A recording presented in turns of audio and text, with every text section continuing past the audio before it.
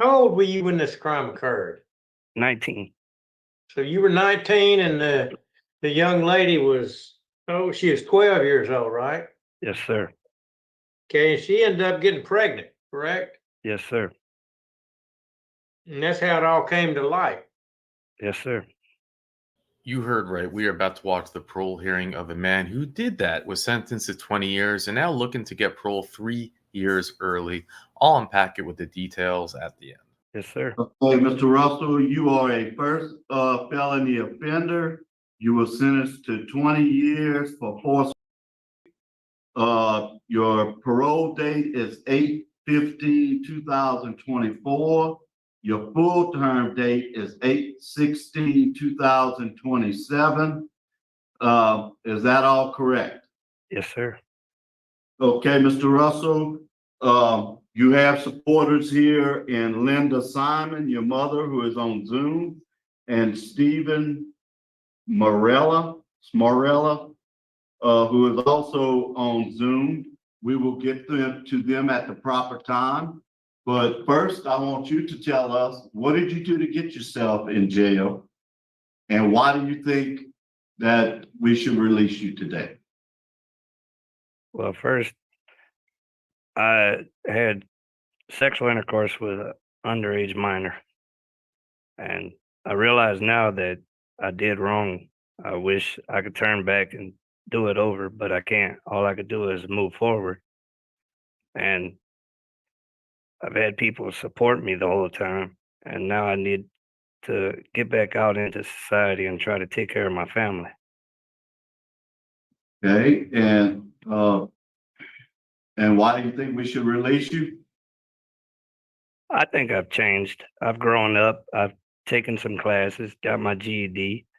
I took another class, the risk management class, and I just want to show people that I've changed. I've grown up. Okay. All right. We're going to hear from your supporters now. We're going to hear from Miss Linda Simon, your mother. Miss Simon, try to keep it to three or 4 minutes, please, ma'am. Hello. It's been hard. My son's been gone for 17 years. He's lost a lot of family while he was gone. And I've seen how much he's grown up being in there. And his whole family just wants to get him back home. He's got a place to stay. He's got a job waiting on him. And I need his support and help because I'm going through a lot of medical conditions too right now. Okay. Thank you, ma'am. I appreciate you joining us today. Mr. Stephen Smarella, Mr. Stephen. Yes, sir. I'm here.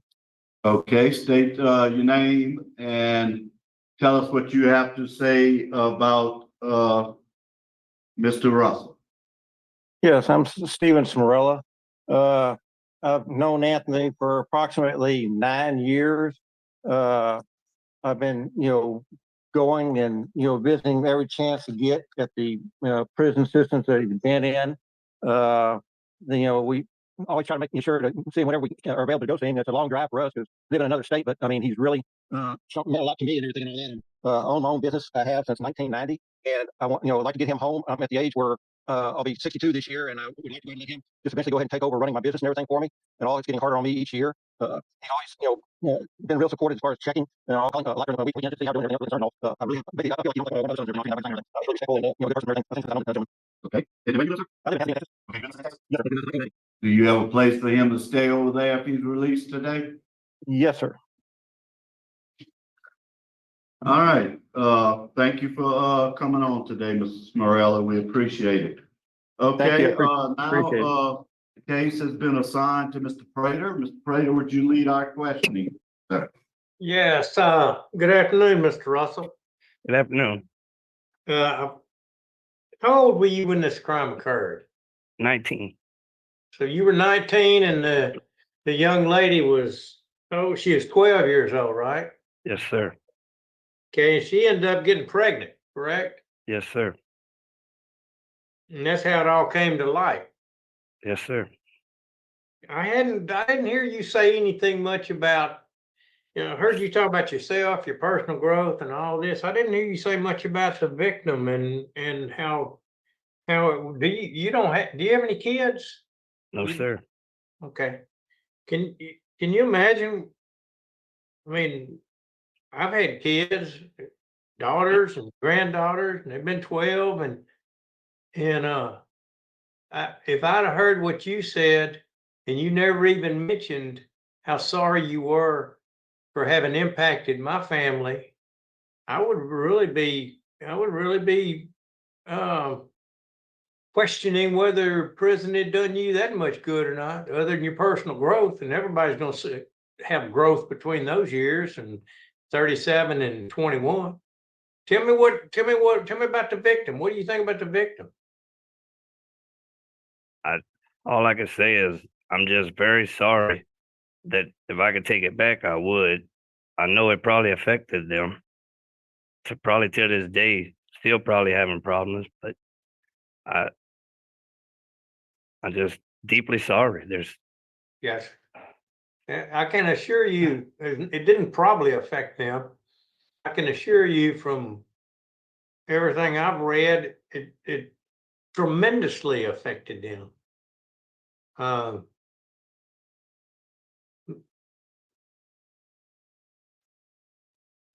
I don't have any other questions. Mr. Knotson, do you have any questions? I do, just a couple. Mr. Russell, you mentioned early in your statement that, you know what you did was wrong. You now know what you did was wrong. And so at the time when you were 19 and she was 12, you thought it was okay to have sex with a 12-year-old? no, ma'am. You mentioned you did risk management. Is that the sex offender treatment? Yes, ma'am. Where did you do that? At Avoyles Correctional Center. Okay. When did you do that? You remember? I got my certificate July 22nd, 2009. So you did that, yeah, some years ago. And I see you also got your GED since you've been in prison. So congratulations Thank on you. that. There's very, very strong opposition to consideration for early release for you. You just need to be aware of that. Yes, ma'am. Other than that, I have no other questions. Thank you, sir. Thank you.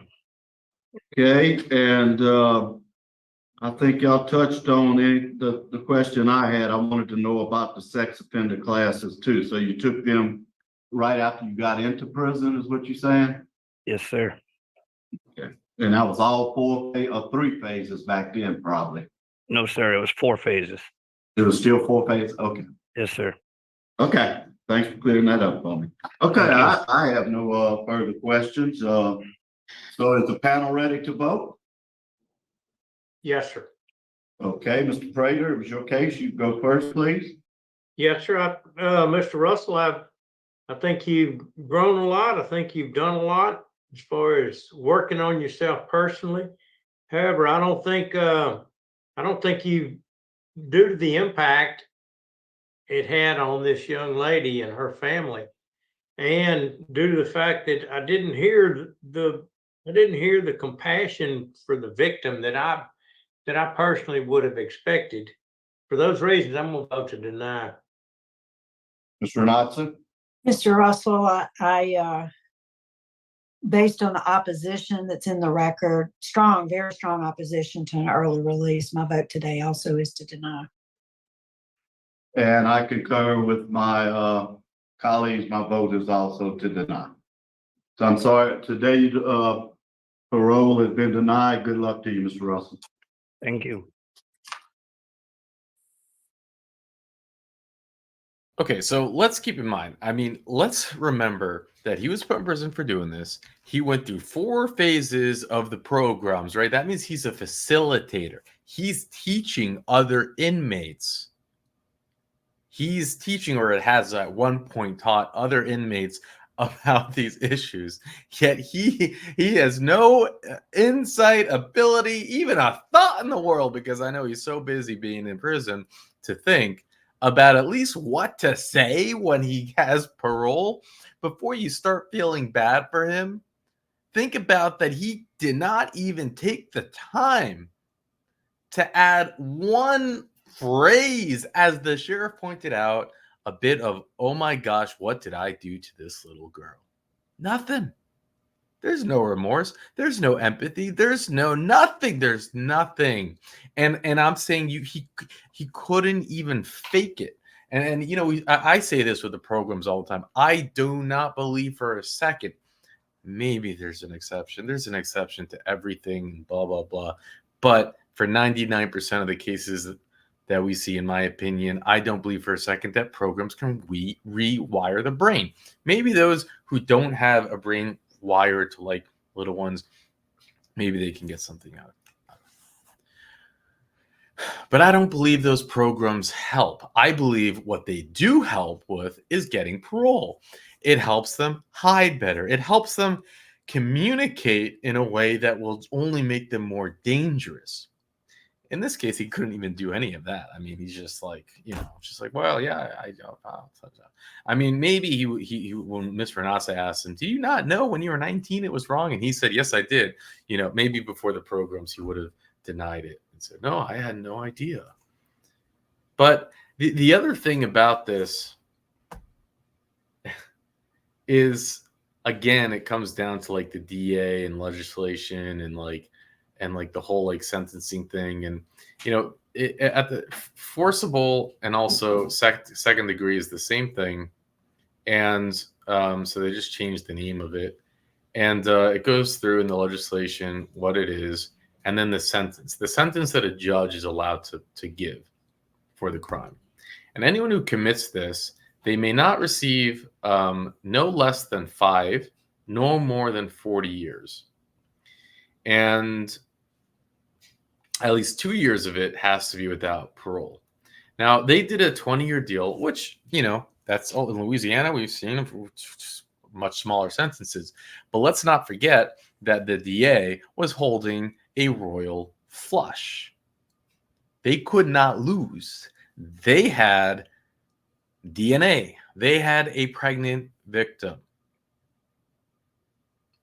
So when you make a 20-year deal, it's you know, just remember, like, they could have gotten anything. Now they could have said, well, they didn't want to put the victim on the stand, but it's like, really, I mean, what choice does the guy have? You could have gone for maybe even a more severe sentence. You could have gone for first degree, or you could have, but I just wanted to point that out. We see it all the time when the DA is holding royal flush, and they just kind of, they want to make a deal. They want to make it a deal when they can make a deal. But there's no DA that shows up to speak on behalf of the victim. There's no one there. Really, at least we have the parole board that can speak on behalf of the victim, the survivor in this case. But, you know, it does amaze me. It's been 17 years, and this whole parole hearing took like less than 10 minutes, and he couldn't even string together some few words of remorse. And that says, I think, everything you need to know about these kinds of cases. And, you know, Richard did look for information that he can share, but there's nothing on it. You're not going to get anything on this. So